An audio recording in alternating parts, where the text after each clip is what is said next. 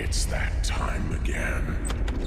The Haunted Fort at Fort Abraham Lincoln State Park. We are getting geared up for the 18th season of the Haunted Fort, and in anticipation, we decided to come out to the Haunted Fort grounds and the Custer House. I'm standing out here right now with Matt Schanandore. Hello, Matt. Hello. Now, Matt is the interpretive events coordinator out here at Fort Lincoln State Park, and we are standing on the front porch of the Custer House.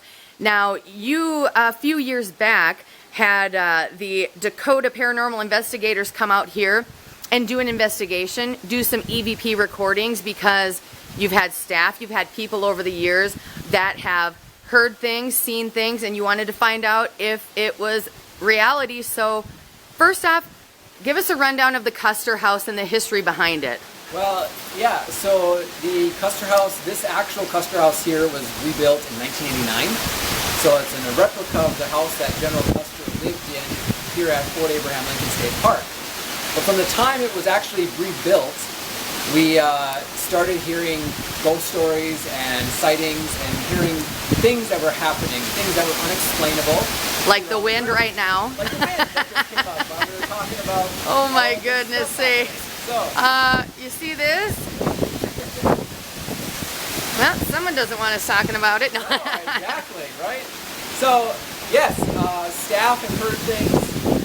The early construction workers that were out here building this house witnessed small things happening, tools moving, shadowy figures. So over the last 30 years, that's really built up an idea and a thought that this house, this place, these grounds are truly haunted by the people that lived here many years ago. Now I know we're going to go inside and check out the billiards room. You guys have had many different instances of hearing voices, and you're going to be hearing some of those voices coming up in just a bit as well. But explain the parlor. So in the parlor, we actually had... Okay, I'm sorry, but that is weird. Yeah, right? It was not this windy when we came up here, you guys, and I'm not joking one bit. You can't make this up. It was just calm when we came up here. No, exactly. Well, let's step inside. All right. So, as you can see, we're mid-construction. Yes. For the upcoming Haunted Fort here at Fort Abraham Lincoln. So I'm not going to take you any farther, give away what we've got going on here. But the parlor here at the quarters was kind of the entertainment spot for the general and his wife.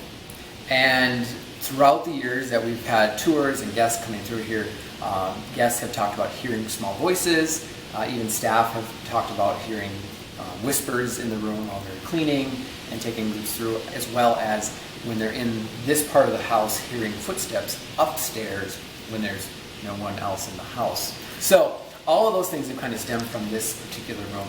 Back when Dakota Paranormal Investigation was here, a couple of the things that came out of their EVPs were two little girl voices that came out.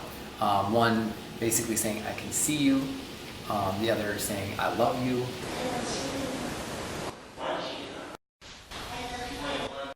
So kind of innocent little voices that we got out of there, but very, very defined in the audios as well. This one, they had a lot of activity, a lot of energy levels when they were coming through this room.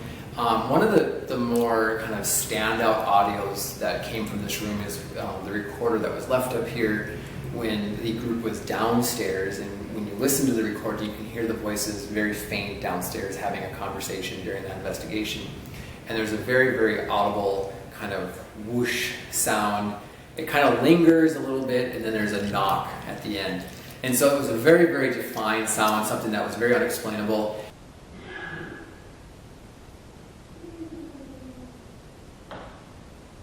Obviously, when we're doing these types of investigations, there are certain things that we kind of have to rule out and we turn off. Air systems, things like that are turned off so that they're not adding to sounds that we may hear.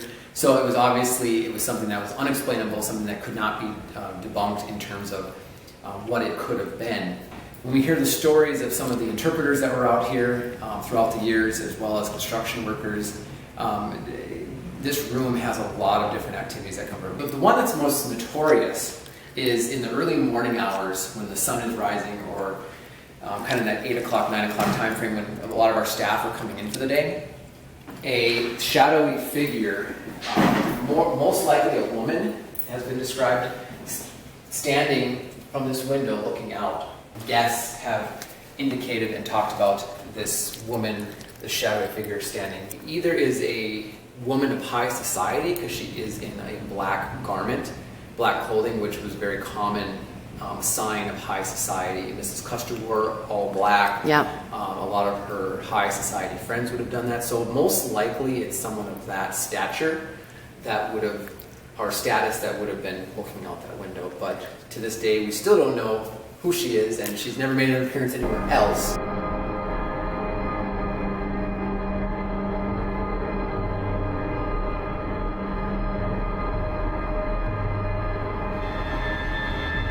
So the stables for the fort, this was a 7th Cavalry fort, so this was a horse style fort, and so they had 6 of these stable buildings here, all assigned to the different companies. And so the men spent a lot of time down here with their horses, tending to them, riding them, cleaning them, all those different things. And so this was a very active space. But it was a space that was kind of away from the main kind of collection of buildings at the fort itself. And so it became one of those spaces that men could slip down to here by themselves. And being an enlisted soldier in the territories at the time was not an easy gig, both physically and mentally. And so you did have a lot of men that suffered from extreme depression, and so took extreme measures to kind of fix those things. And so men did hang themselves down here in the stables. It wasn't a very, very common thing, but it most of the time happened within these buildings because they were away from the central part of the fort.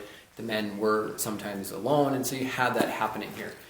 Back when we did the investigation of this particular building, there was a lot of energy that came off of on the readings, but there was also a lot of EVP audio recordings down here. And one of the more kind of the unique aspects and things that happened was that in this particular building, we actually did put in 2 different recording devices, one at each end. And so you can see beyond me here, there's a far end all the way down there.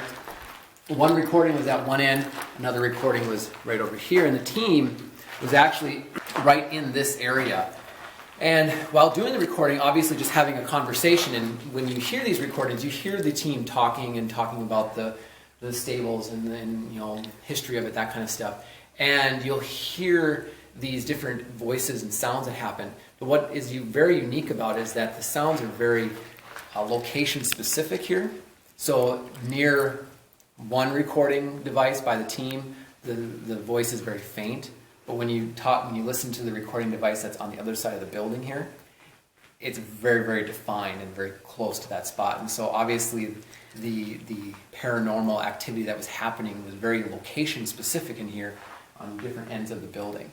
And so that's really unique, and it actually, like you said, gives you goosebumps when you listen to it. And one thing to listen to when you're listening to the recordings is that you can hear the conversation of the team actually happening, and the conversation doesn't interrupt at all with these particular sounds that take place. And so you know that those sounds were not audible to the team that was actually here. They were only audible on those recordings. 71.2.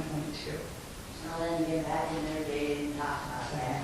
You can definitely hear the one voice and then the other one that follows behind it. Do not move like... October 5th kicks off the Haunted Fort kind of on a low level. It's our family spookless night, allowing those kind of younger to come out and experience Haunted Fort without the spooks. Our actors and ghosts and goblins will be there to greet people and kind of show them the grounds, take them around, but it's to be a fun night to really kind of lead into our main opening night on October 11th, where the spooks then will actually be out there to scare you.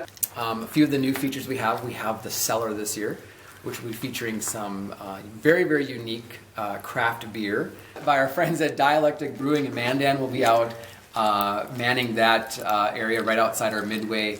So when you're coming out with your friends, you can go through the Haunted Fort. When you're done, talk about your experience and have a couple of beers, and they're gonna be really tasty, nice locally brewed crafted beer here. So that's something new to take in. We'll obviously have the return of the Battlefield zombie paintball experience, so you can take it on and take your hand at shooting some of our live zombies as they kind of try to break out of their cage.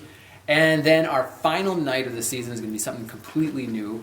It is called The Darkness Unleashed. It will happen one night only on November 2nd, and it's the one night with no light and all the scares. We're going to give you one glow stick, and that will be your light to get through the event. So it's going to be terrifying. It's going to be a heightened extreme level. Even some of our ranger staff have tried to go through some of the buildings without scares and are pretty creeped out by it. So those are things going on as well, but you can always come back. We always have our four main haunts, which is the Custer Manor, the old circus freak show, the post asylum, and our extreme haunt, the guardhouse. Are you ready to see what's lurking at the haunted fort? The days are counting down. Our monsters are waiting. They've missed you.